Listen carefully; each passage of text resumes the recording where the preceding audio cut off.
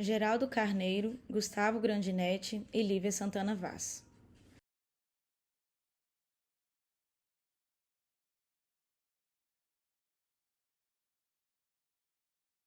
Ministério da Cultura e GE Aerospace apresentam a segunda edição do Flipetrópolis. Vai começar mais uma atividade do festival. Compartilhe os melhores momentos na rede social @Flipetrópolis e use a hashtag Flipetrópolis. Acesse nosso site.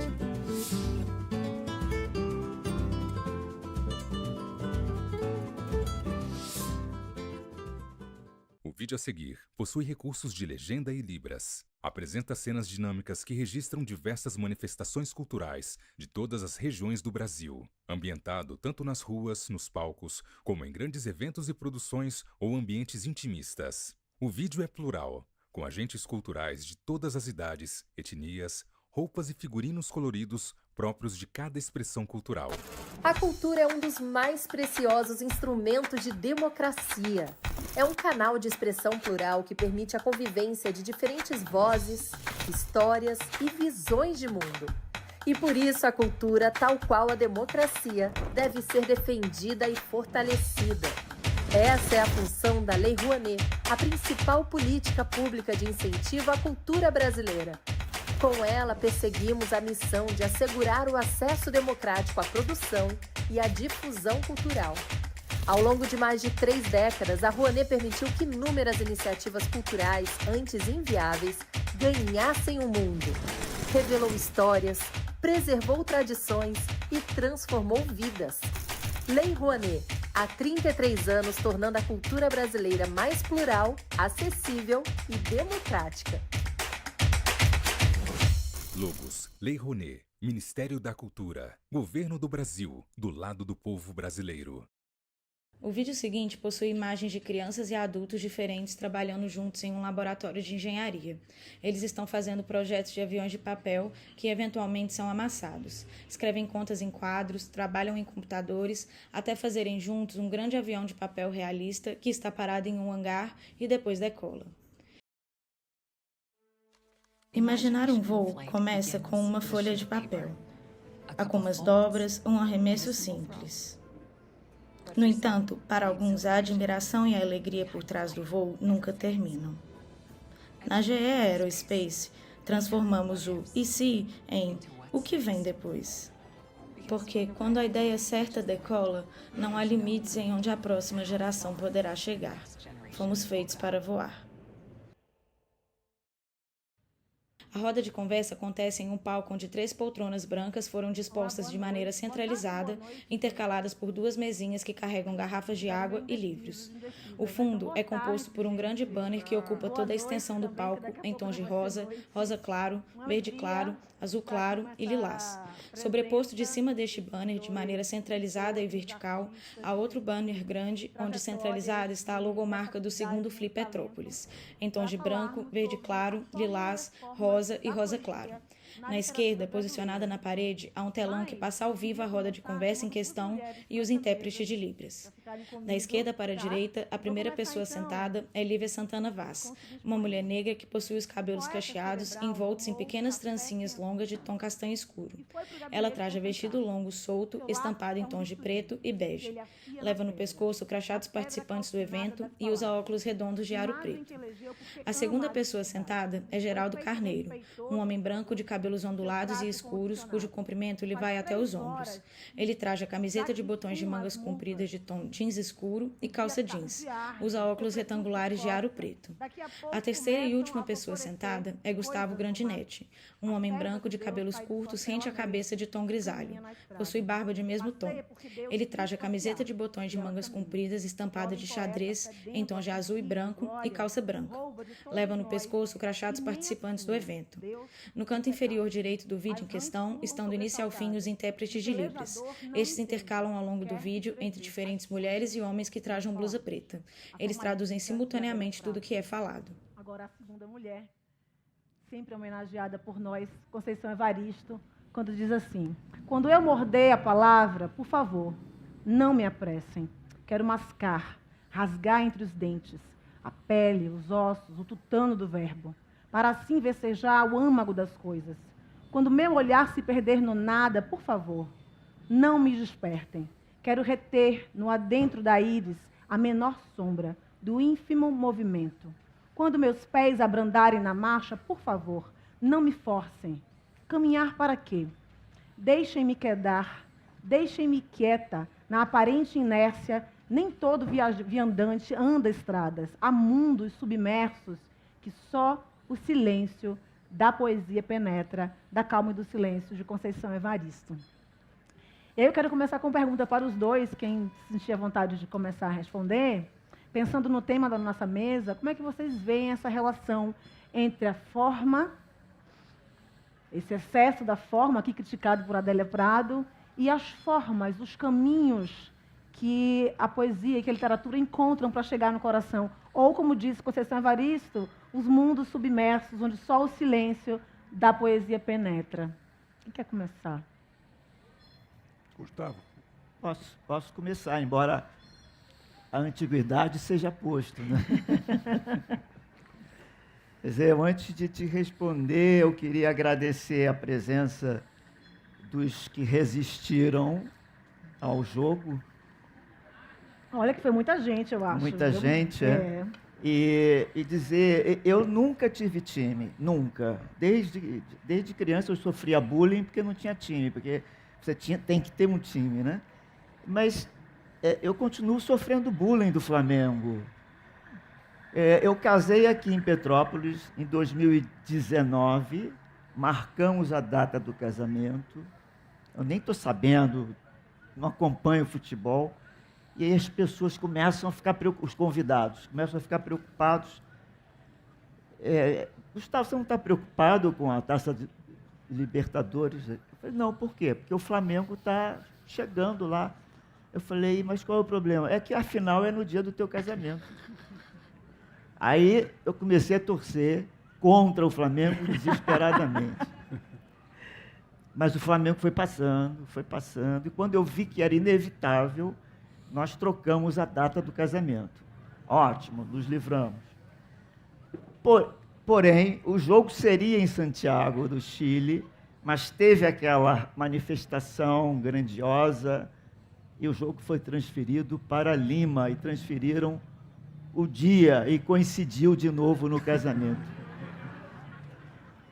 De modo que os padrinhos, amigos, exigiram que eu botasse um telão e também deram 15 minutos à juíza celebrante, que está aqui, Andréia Pachá. Ela só teve 15 minutos para celebrar o casamento, entrou o primeiro tempo do jogo. Os noivos não puderam falar.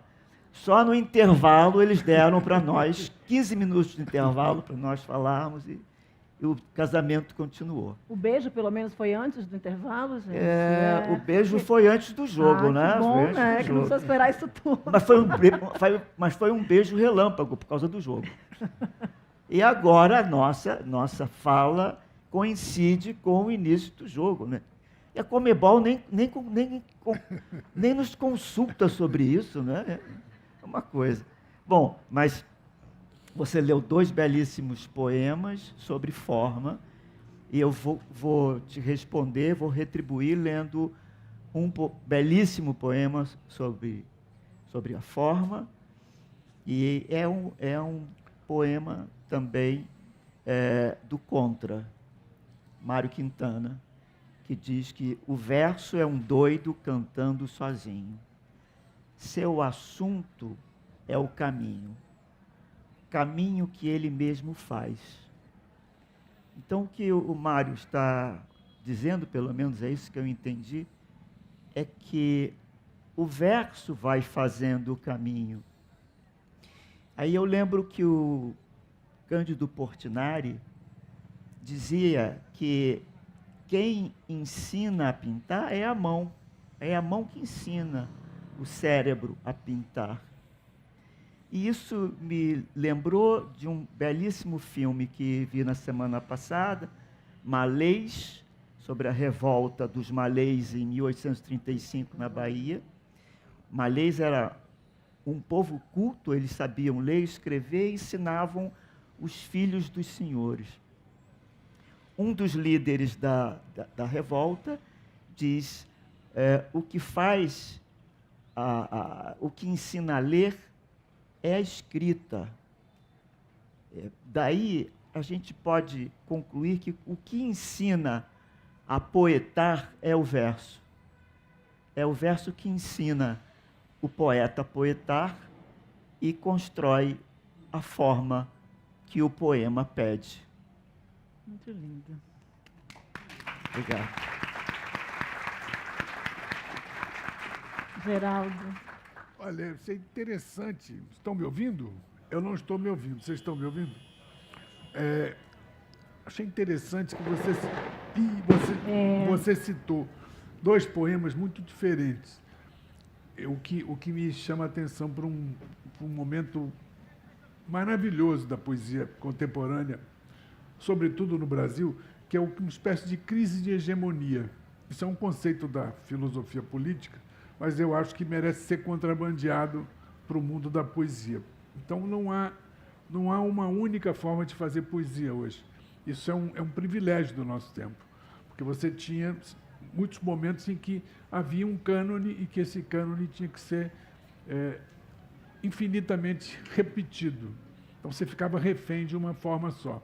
E hoje você menciona aí dois poemas que dialogam, mas dialogam também na diferença.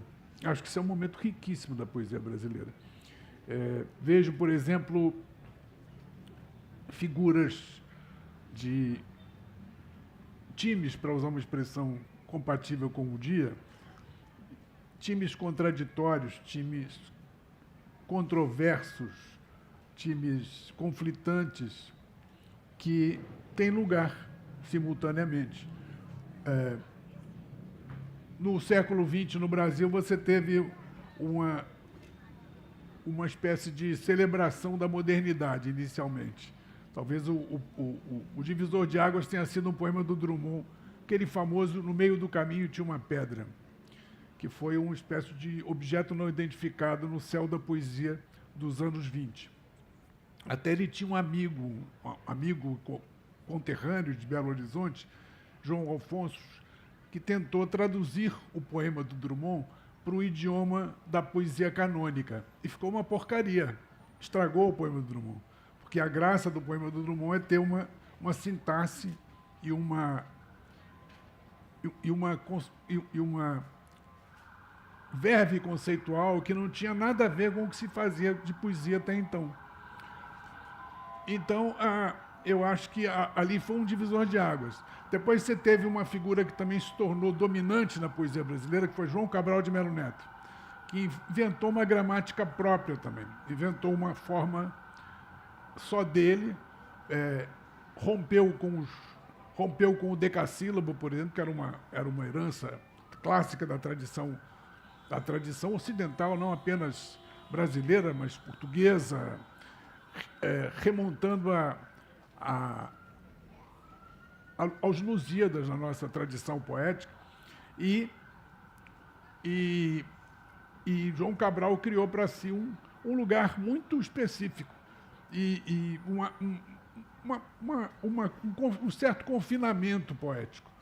Mas ele aconteceu na vida dele um fenômeno muito curioso, que, embora ele tivesse aversão absoluta pela musicalidade, esquecendo ele próprio que a musicalidade faz parte da poesia sempre, ele cometeu um mau passo, porque ele foi convidado pela dramaturga Maria Clara Machado para fazer um poema para o Natal das Crianças. E escreveu um poema chamado Morte e Vida Severina, que seria o maior fracasso caso fosse encenado para as crianças, porque é um poema tristíssimo. É um poema que fala daquilo que foi mencionado na mesa anterior, fala do terror que é a vida brasileira, a vida política brasileira. Então, João Cabral cometeu a infelicidade de fazer esse poema. Esse poema, naturalmente, foi rejeitado por Maria Clara Machado, mas foi musicado anos depois por um jovem compositor chamado Chico Buarque de Holanda, e tornou-se um clássico da música. Divindade da qual João Cabral tinha aversão. Ele odiava a música, ele apregoava isso, tem horror de música, não suporta a música. Ele foi antimusical tanto quanto possível. E, em seguida, você tem uma outra tendência hegemônica, que é a poesia concreta, que resolve revogar o próprio verso, transformar o poema numa espécie de ícone gráfico e desprovido de emoção, de sentimento, e uma espécie de suicídio poético que os concretos propuseram. E hoje a gente tem um momento que de certa maneira, encarna todas essas tendências sem abdicar de nenhuma delas. Então, isso eu acho que é um momento absolutamente afortunado da poesia brasileira, em que você tem essa dissonância que se faz consonância e essa contribuição milionária de todas as poesias, como diria, mas não disse, o poeta Oswald de Andrade. Uma aula, hein, gente?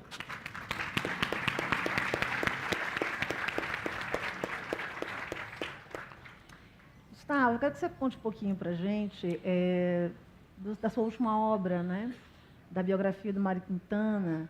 E muitas pessoas conhecem a obra poética do Mário Quintana, mas muito poucas pessoas conhecem a vida dele. E, inclusive, você estava como sempre finalista do Prêmio Jabuti, uma obra que espero que muitas pessoas aqui tenham interesse de ler, porque é fundamental para que a gente compreenda também esses caminhos da poesia, né? E 3 pessoas antes de você tentaram escrever essa biografia do Mário Quintana, né? O Mário Quintana é uma pessoa reclusa, talvez até com uma certa aversão à escrita sobre si, né? Sim, e essas pessoas morreram antes de terminar a biografia. Como foi esse desafio para você, dessa escrita da biografia do Mário Quintana, nesse contexto? Pois é, essa é a parte tragicômica da biografia, né? Porque realmente o Mário Quintana tinha, surpreendentemente, escolhido uma biógrafa. Ele antes não queria ser biografado.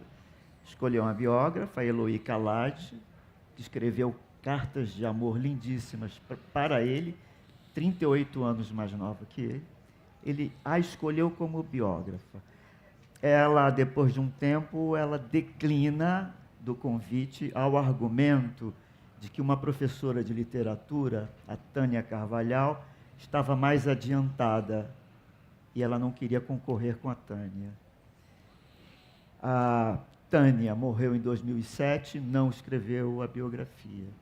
A Eloy morreu em 2015 e também não escreveu. A terceira pessoa seria a sobrinha neta, a Helena Quintana, que sabia tudo da vida do poeta. Morreu em 2019 e não escreveu a biografia. E eu, então, comecei a pensar em escrever a biografia e etc. E contratei uma assistente em Porto Alegre, porque era mais barato do que eu ficar indo toda hora, pegando avião para ir. Contratei. Ela tinha 22 anos, estudante de letras, e ela morreu em 6 meses. Ela morreu atropelada em 6 meses. Não riam, gente. É tragicômico, realmente. Desculpa. Então, eu achei que havia uma maldição. E que eu era a bola da vez, né? Eu saí correndo para escrever esse livro. E se o livro tem algum defeito, foi a pressa, que eu queria me livrar. Que coisa boa ouvir isso. Geraldo, estava procurando aqui 2 palavras para escrever essa trajetória sua, né? Escolhi 2, genialidade e versatilidade, né? Transita entre a literatura e a música e o audiovisual também, com roteiros importantíssimos. E eu queria que você contasse um pouquinho dessa trajetória para a gente. Como é que você abraça esse mundo todo? Olha, muito por acaso. Minha paixão inicial era música. Mas como eu não tinha muito talento, fui sendo exilado da província da música e meus parceiros me empurraram para o caminho das letras. Só mais de 60 composições, gente. Só isso. E aí, por acaso, eu fazia algumas letras que não tinham música ainda. E aí tinha um professor na PUC, Afonso Romano de Santana, que me pediu uns textos para publicar. Eu publiquei, ele gostou. Depois tive outro professor também, o Cacaso, grande poeta. Aliás, Afonso também era um poeta muito bacana. E aí eu comecei a escrever por incitação de amigos, de professores, de companheiros. Mas, voltando àquilo que você falou inicialmente, dessa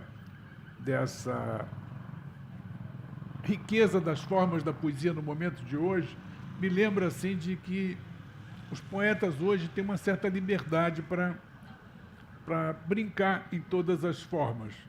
E talvez nós todos tenhamos o sonho de nos tornarmos um dia uma espécie de pequeno avatar de Fernando Pessoa.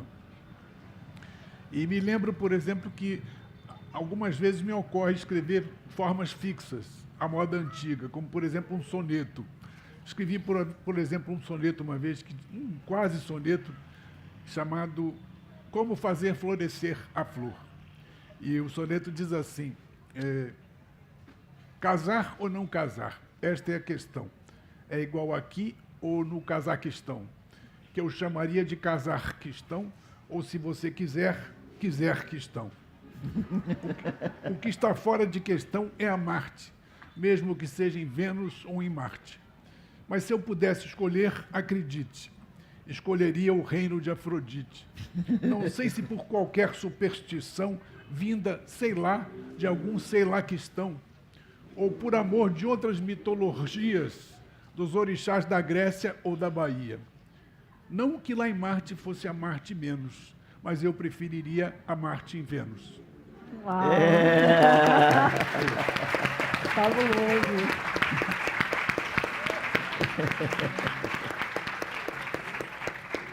Mas aí, curiosamente, a gente muda de pele. E me ocorreu uma vez fazer um poema à moda concretista.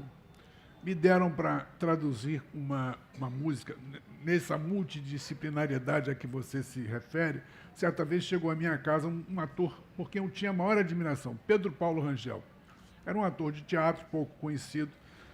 Nunca foi uma figura estelar, porque, embora fosse um gênio, ele não tinha uma vaidade exacerbada, como é comum na maior parte dos atores. E ele chegou em casa pedindo que eu traduzisse uma letra de Ira Gershwin, parceiro do George Gershwin, aquele compositor americano maravilhoso, e a letra era intraduzível, porque dizia assim, oi, chamava-se One Life to Live, dizia assim, aí eu traduzi, dizendo assim, a vida é uma vida só. E havia uma série de rimas internas que diziam assim, if there's a party in town, I want to be the toast of it. I want to be the host of it. If there's a hunting house, I want to be the ghost of it. Eu falei para ele, Pepe, isso é intraduzível. Falei, isso é impossível, são rimas internas, é impossível traduzir. Ele falou, não, por favor. E ele era um amor, uma pessoa encantadora. Aliás, ele fez o Poliana na primeira versão da novela Vale Tudo. Era um amigo da mocinha. Ele falou, você tenta para mim? Então eu tentei, aí fiz uma adaptação que ficou assim, só há uma vida para se viver, isso era o título, né? Então, assim, eu exijo a vida ótima. Se estou em Gotham City, sou o Batman. Se estou no Taj Mahal, eu quero ser Mahatma. Se subo ao céu, sou a Virgem de Fátima. Aí o Pepe disse assim, puxa vida, você conseguiu. Eu falei, mas Pepe, isso é só de vez em quando. Aí, para arrematar, eu fiz um poemeto roubando o título do Ira Gershwin, o poemeto A Moda dos Tons Concretos, para ilustrar essa sua tese da pluralidade das formas na poesia contemporânea. E o poemeto dizia assim, a vida é uma vida só, a vida é uma ávida, a vida é uma ave, a vida é uma, só. Obrigado. Gustavo, contando um pouquinho para quem não sabe da sua trajetória, né? O Gustavo, ele inicia na literatura muito cedo, até com um prêmio. Depois, na sequência, vai para a carreira jurídica, e aí me vejo muito nele, né? A gente estava conversando ali nos bastidores. A Defensoria Pública primeiro, salvo engano, e depois para a magistratura, se aposenta na magistratura e mergulha de vez na literatura Isso. depois. E fazendo essa conexão da justiça com a literatura, né, que é algo que me pega, me toca muito também. E eu tenho repensado essa forma de fazer justiça, pensando nesse país tão desigual e que naturaliza tantas violências. Eu quero fazer uma pergunta para você refletir com a gente aqui em voz alta, que é, por trás dessa venda, a justiça ainda sonha? Que sonho é esse? E de que forma a literatura nos ajuda a sonhar com a outra justiça?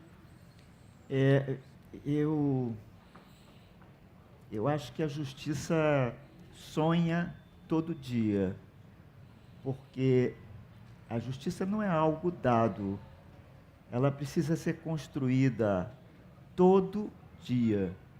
Portanto, ela precisa ser sonhada todo dia. Mário Quintana tem um verso que diz: não basta viver, é preciso sonhar. Então, eu levo isso a sério e eu creio que muitos magistrados, promotores, defensores, levam isso muito a sério. Andréa Pachá, aqui é um exemplo disso, que já fazia uma ligação forte de magistratura e literatura e teatro. Quando a justiça para de sonhar, aí é que é o grande problema, e vira mais um organismo burocrático. E nós sabemos que isso acontece algumas vezes. De modo que a instituição justiça precisa ser estimulada a sonhar todo dia para construir a página de hoje da justiça, que não é a página de ontem. A página de ontem já não existe mais. Precisa construir a página de hoje, e assim sucessivamente. Bom.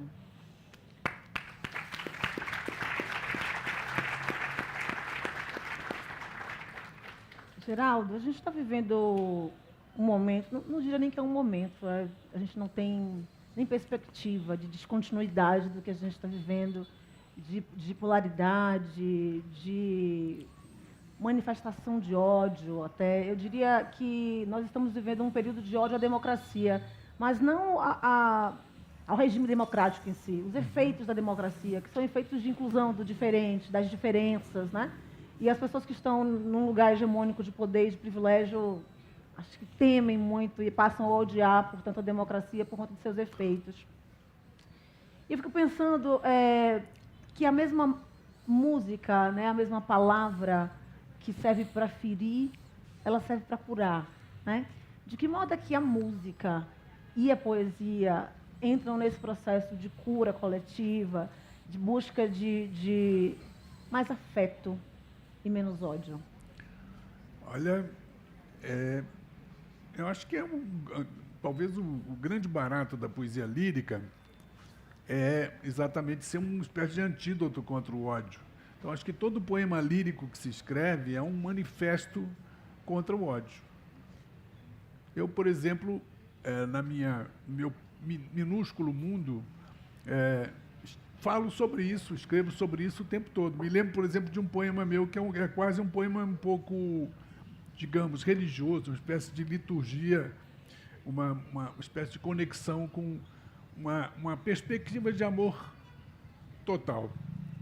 Aliás, o poema se chama O Tal Total e diz assim, olha, o amor é o tal total que move o mundo, a tal totalidade tautológica, o como somos, nossos cromossomos, nos quais nunca se pertenceu ao nada, só pertencemos ao tudo total, que nos absorve e sorve as nossas águas, e as nossas mágoas ficam revoando como se revoltadas ao princípio. Aquele principício originário, onde era Orfeu, onde era Prometeu. E continua sendo sempre lá, o cais, o nevermore, o nunca mais, o tal do és pó e ao pó retornarás. Muito bom. Obrigado. Obrigado. Gustavo, conta pra gente da biografia do Mário Quintana, dessa trajetória dele. Qual foi o momento mais triste que você percebe da vida dele e que momento é que isso tem uma tirada? Acho que o momento mais triste da vida dele foi o momento que ele realmente entregou os pontos para o álcool. Ele era alcoólatra, né? Ele foi durante boa parte da vida alcoólatra. Nesse momento, nesse período, ele passou a produzir muito pouco. Foi internado no Pinel várias vezes. Teve uma internação de 1 ano inteiro no Pinel. E uma amiga dele foi visitá-lo e perguntou a ele: Mário, o que você está achando da equipe médica aqui? Estão te tratando bem? Ele respondeu assim: eu já tenho uma opinião sobre isso aqui. Esses psicanalistas são incuráveis. Então, eu acho que esse foi o período que ele foi ao fundo do poço. E depois quando ele percebeu que ele estava produzindo pouco, quando ele conseguiu um pouco de racionalidade para concluir que ele estava produzindo menos e a vida dele era escrever, aí ele resolve, com esforço, ajuda médica, diminuir a ingestão de álcool, mas continuou bebendo, né?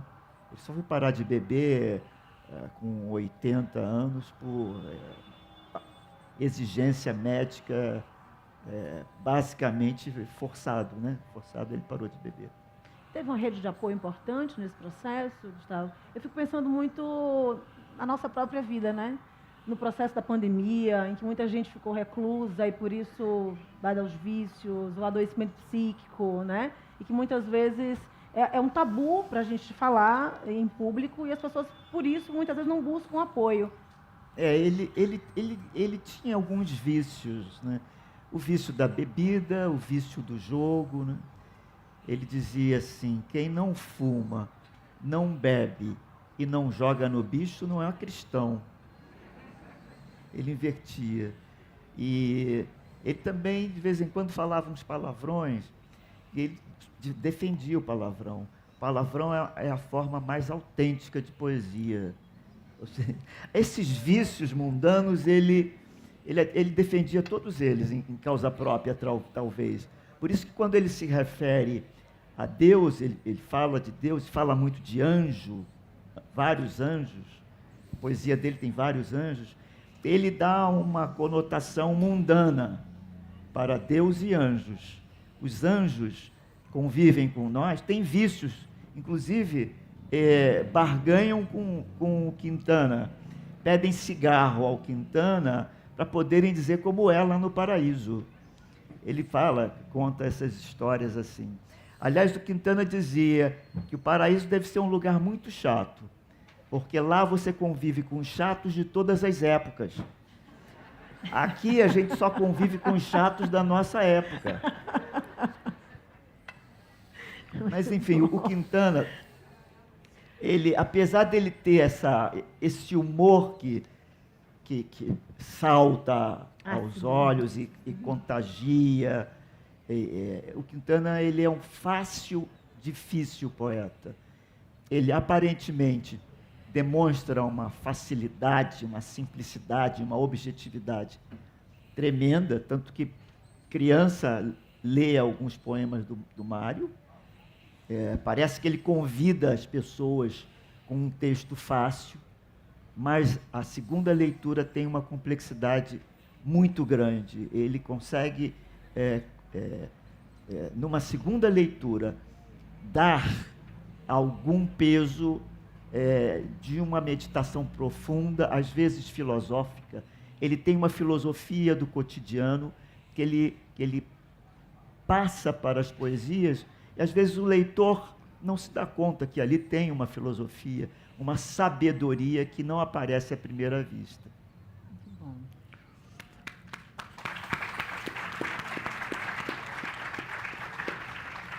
Geraldo, você na televisão se destacou como roteirista de minisséries e adaptações também literárias, né?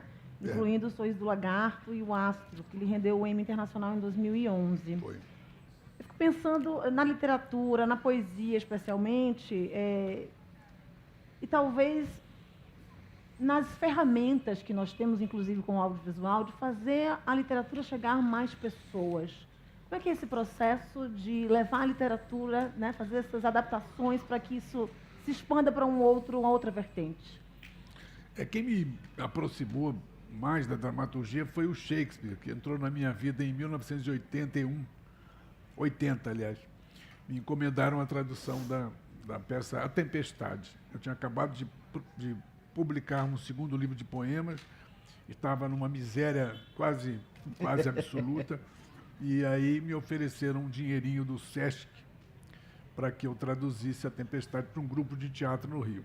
E ele foi para mim uma revelação. Eu descobri que a dramaturgia era encantadora. E só então descobri que a poesia não era incompatível com a dramaturgia. Então, para mim, ele fez essa... Até minha mulher, que está aqui sentada, minha musa, na primeira fila, ela costuma me recriminar quando eu digo que Shakespeare é um dos meus 5 melhores amigos.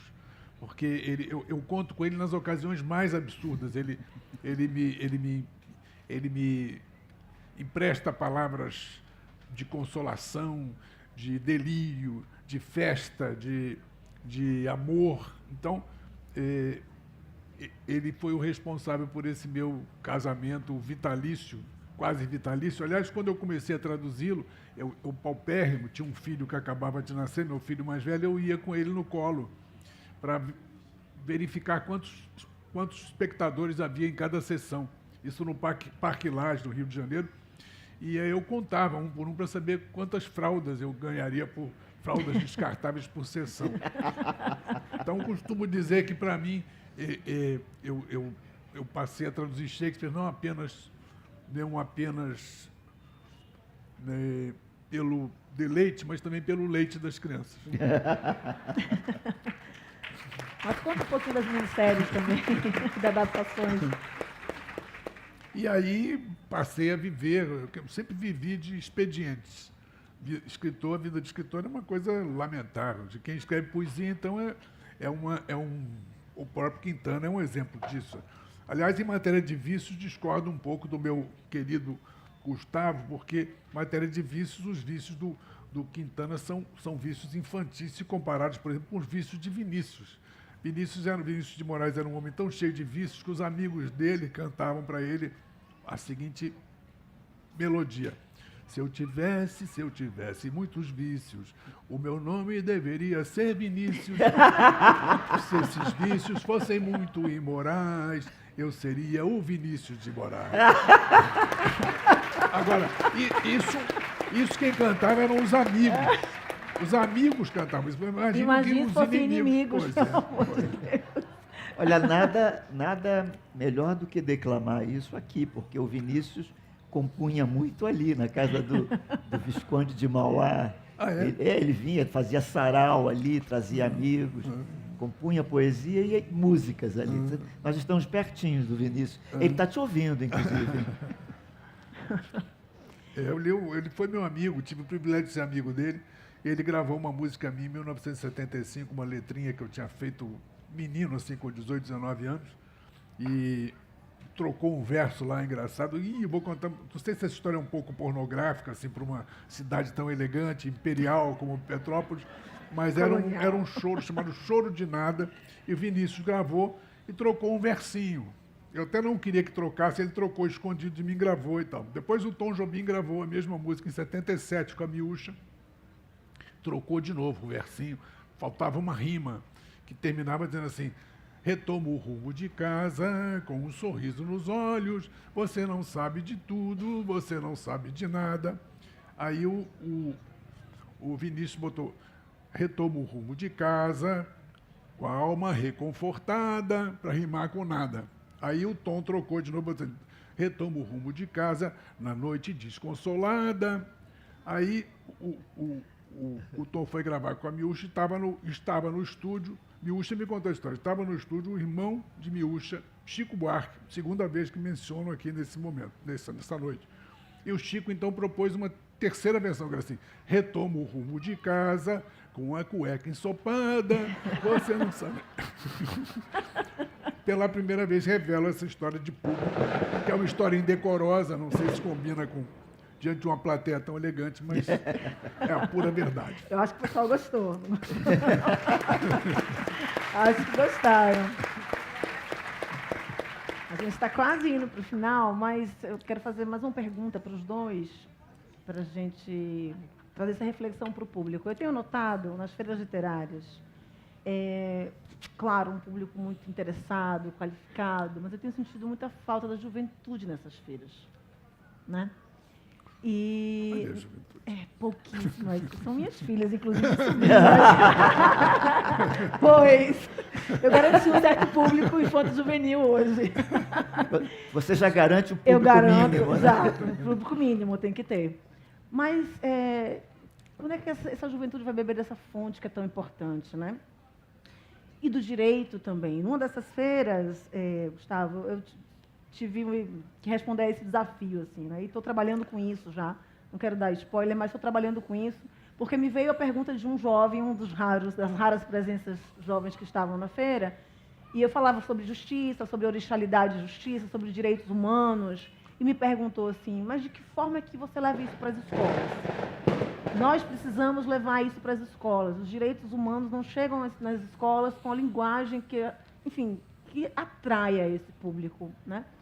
E aí eu queria que a gente pensasse sobre isso, né? De que maneira a gente atrai esse público também para essa roda, né? Essa grande roda e família literária que eu acho que é fundamental para a gente projetar esse futuro com esses jovens.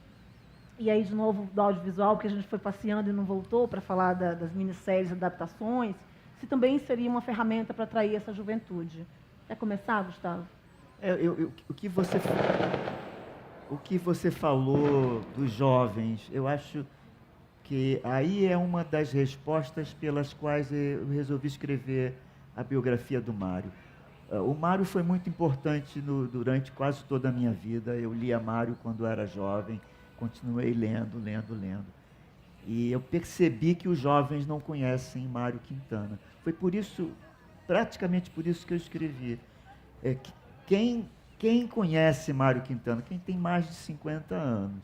Quem tem menos não conhece Mário Quintana.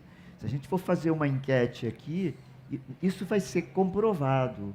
E por isso que eu me dediquei ao Mário, porque eu acho que ele está absolutamente atual.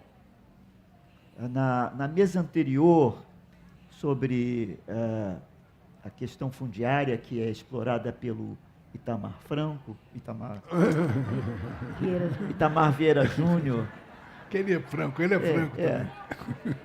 O Itamar dá uma aula de direito fundiário. Na Flipetrópolis do ano passado, eu falei para ele, olha, o seu livro é um livro que tinha que ser dado nas escolas de direito, porque é sobre direito fundiário. Bom, o Mário Quintana diz assim, as fronteiras foram riscadas no mapa. A terra não sabe disso. Ou seja, essas brigas por terra, essa guerra aos imigrantes que estão acontecendo hoje, a terra não sabe disso e não quer saber disso, porque a terra não foi feita para ser apropriada. Olhem a atualidade do Mário Quintana. Hoje, as mesas de ontem se qualificaram como um ambiente de uma luta antirracista. Nós vimos o final do dia de ontem, foi emocionante. O Mário Quintana dizia, as almas não têm cor. Isso em 1970. Ele está absolutamente atual. Por isso que eu fiz a biografia, tentando fazer com que os jovens leiam Mário Quintana. Ele não pode ser esquecido. A importância dele é tão grande no Brasil de hoje que ele não pode ser esquecido. Isso mesmo.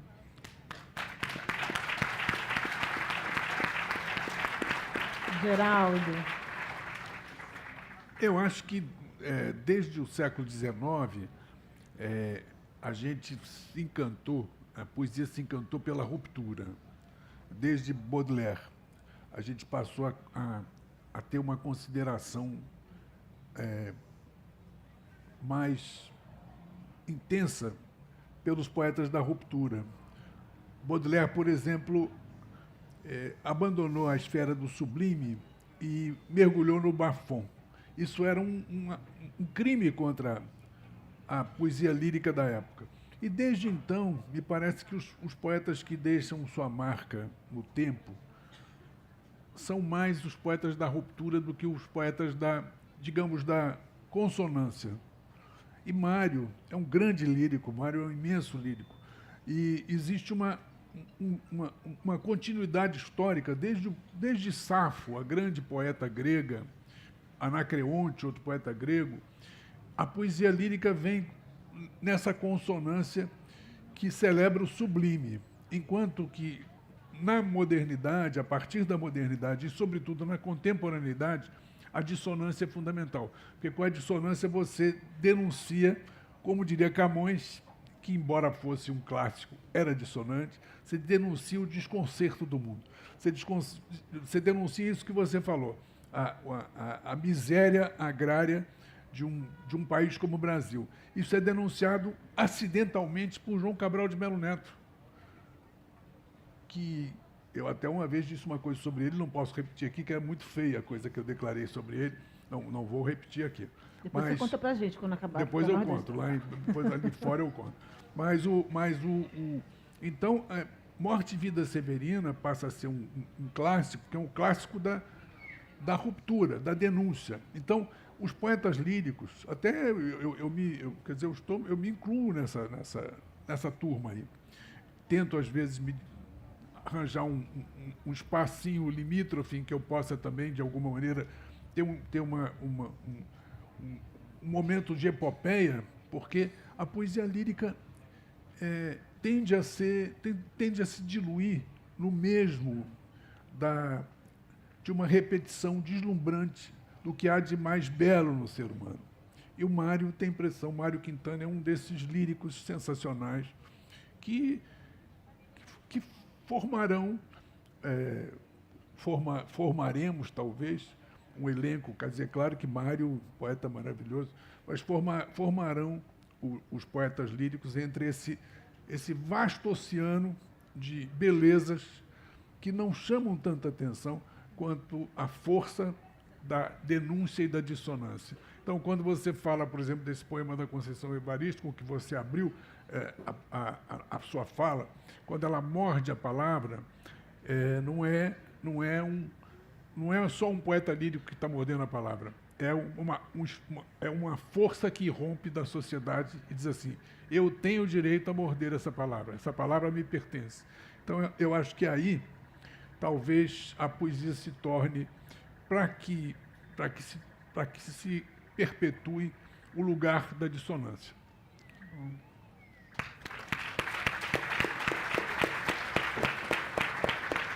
Eu acho que o pessoal da produção esqueceu de levantar a plaquinha para a gente. Mas, Olívia, antes de levantarem a plaquinha, você não vai cantar para a gente hoje, não? Não, a mesa hoje é de poesia. Quero ouvir vocês. Eu queria terminar com poesia. Aí eu queria que primeiro o Gustavo ou lesse um trechinho, ou lesse o que você quiser ler, e depois o Geraldo. Eu li aqui alguma coisa.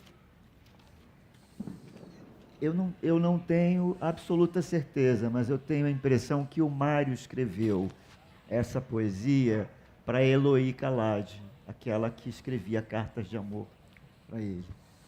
Diz assim, um trecho: se as coisas são inatingíveis, ora, não é motivo para não querê-las. Que tristes os caminhos, se não fora a mágica presença das estrelas. Lindo demais. Bonito. Muito lindo. Olha aqui, Geraldo. tentando me enturmar com Mário Quintana, vou ler um poema bem lírico chamado A Flor da Fala. Diz assim: é daqui mesmo que eu te conheço? Ah, não? Então de que outro lugar será que eu não te conheço? Se eu fosse místico, talvez redecifrasse a tua face de alguma encarnação imemorial. Ou desde o princípio dos tempos, antes que os deuses desinventassem os carnavais do caos. Mesmo não sendo místico, diria desse pequeno prenúncio de Apocalipse: Agora sim compreendo a música das esferas, os teoremas de Arquimedes de Siracusa, a mecânica celeste e todos os demais mistérios do reino deste mundo. Só quero conhecer-te ainda nesta encarnação, antes que a minha alma improvável se arremesse na província do nada, a morada dos seres sem amor. Uau.